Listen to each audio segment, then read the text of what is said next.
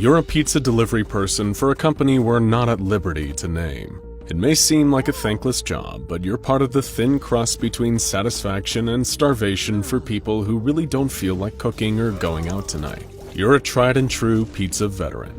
You've seen a lot on the job. From people who try to rob you on their own doorsteps to one guy who tried to tip you with a clearly fake Rolex. But you haven't seen anything like the insanity you're about to encounter tonight. That's because you're about to get sick. Really, really sick. And we know there's probably a lot of diseases you'd rather not catch.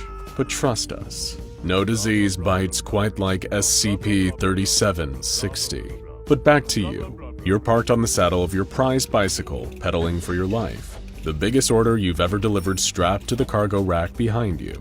8 large meat feast pizzas. You figure you're heading towards the most hopping or at least the hungriest party in the city. And despite the frustration of needing to ferry this hot, cheesy nightmare to its destination, parties have historically been pretty good tippers. Little do you know, your prized customer is about to give you much more than just a tip.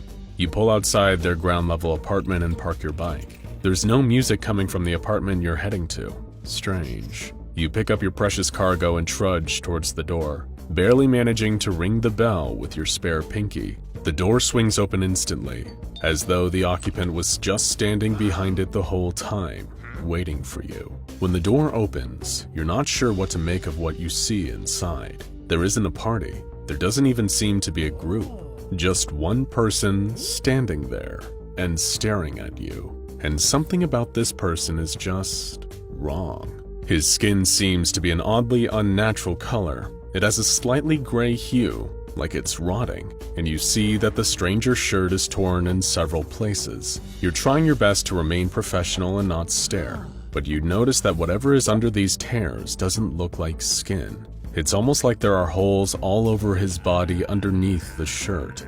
Big, gaping holes. And are those? You're cut off when he takes the pile of pizzas from you and shoves what was once a handful of dollars into your palm. They seem torn up, and worst of all, wet. You look past your strange customer and see that his apartment looks just as shoddy as he does. There's stuffing torn from the couch, huge tears in the curtains. What you could swear are scratch or bite marks on some of the wooden furniture. This man clearly needed his pizza. As you begin to step away, happy to just be rid of this freaky situation, you do something that you'll live to regret.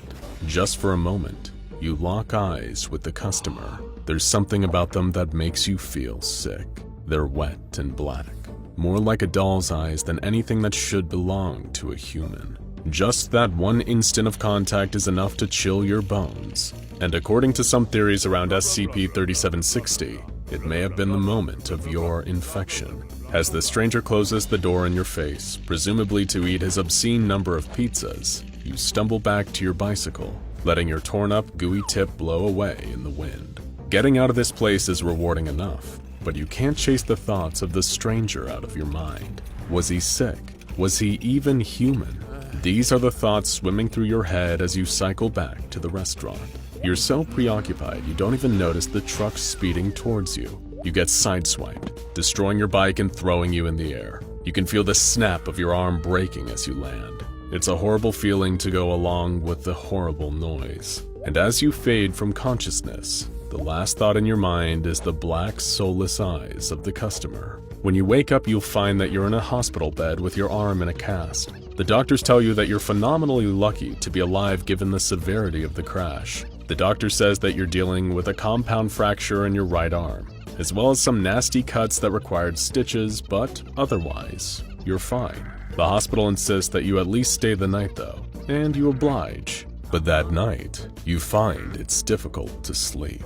Partially because of the pain, but mostly because of an extremely strange sound coming from inside the cast around your arm. It's a scraping noise, like something sharp scratching at the interior. You figure it must just be some strange side effect of the pain meds. You're not going to let worry eat you up on the inside. Something else will be doing that soon enough. You're discharged from the hospital the next day and told that you should be fine in a couple of months, as though that's some kind of consolation. You try to carry on with your daily life as much as you can with one arm out of commission, but that awful crunching noise from inside your cast persists. You even start to become paranoid that some sort of insect is trapped inside, or worse, a swarm of insects. But you aren't left with that uncertainty for long. By the next morning, your cast has fallen off. Well, not fallen, per se.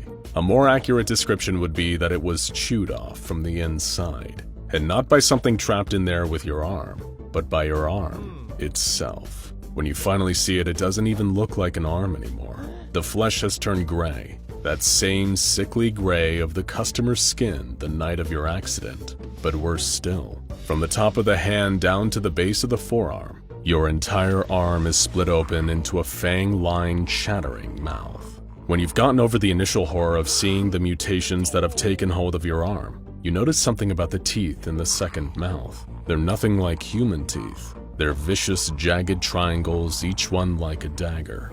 These are unmistakably shark's teeth. You give yourself the luxury of having a good scream. After all, what else are you supposed to do after you find your arm has turned into some kind of fleshy shark mutant? You notice that you can hardly even feel the snapping of its jaws, like it isn't even really a part of you. And as much as you try to tense and release what used to be the tendons in your forearm, there is no change. For all intents and purposes, that limb is no longer yours. It just happens to be attached to you. Not only that, but it's always very, very hungry, as quickly became evident from the fact it made such short work of the cast that had been containing it not long ago. You can see that the graying flesh is beginning to spread from your forearm to your bicep. It's almost like little by little, your tissue is being switched. Somehow you're innately aware that if you don't feed your arm, it'll get even worse. Suddenly, everything about the strange customer from the night of the accident makes sense. He had whatever you have now, only worse. He was just hoping that the pizzas would keep the beast at bay, and you very much hope the contents of your fridge will do the same. Wasting no time, you grab some processed ham and raw chicken. You're not an idiot. You know that if this thing is anything like a real shark, it's only going to be interested in meat. But when you shove the processed meat into the nibbling maw on your forearm, you notice that it seems to spit the food out. Something tells you that your offering was too dead. Now you're really afraid. Will this thing want live prey? Will that be the only way to stop it from taking the rest of your arm or even more? The thought terrifies you. It's like being Venom. Except you don't even get a new alien friend or any cool superpowers for your trouble, but you're smart, you're resourceful. You don't intend to let this thing take over your life without a fight, and you've always believed what G.I. Joe taught you. Knowing is half the battle. Sadly, doing an internet search for "my injury is somehow mutating into a shark, how do I stop this?" didn't do much good. And you don't want to go to a doctor, because part of you expects to be immediately shipped off to the nearest circus or military research lab. Instead, you throw on a thick leather jacket that you hope your new shark arm will take a while to eat through, and head to the library of the nearest medical college. If anywhere has sources on the most obscure of medical problems, this would be the place. And after hours of searching through index cards, you find it. What seems to be the one and only source of this ludicrous topic in the thousands and thousands of books. A series of journal entries made by Dr. Keith Woodward, ship's medical officer aboard the USS Kirby, circa 1922. Even the library's indexing system prefaces the source with a disclaimer that it's likely 25% quackery and 75% ocean madness. But that doesn't deter you, and he poured in a storm. Dr. Woodward told the horrifying tale of the USS Kirby's collapse due to a sudden and unexplainable contagion.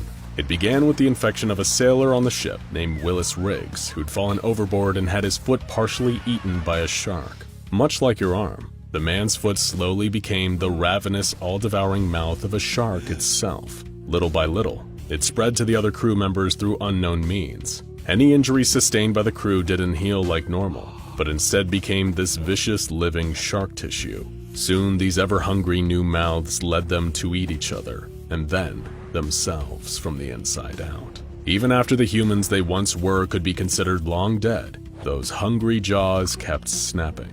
There was no cure. There was no solution. Everyone on the boat was recorded as having mysteriously died at sea.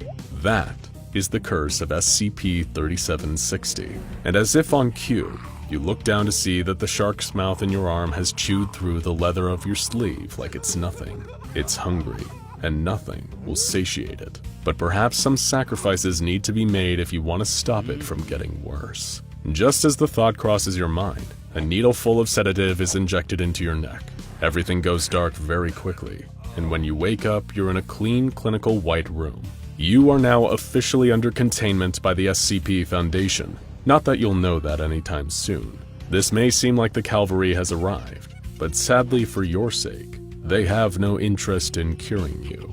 They're just eager to gather more data on how your condition progresses. SCP-3760 exists as a latent infection in well over half of humanity, but its horrific mutating effects are activated in only a relative few.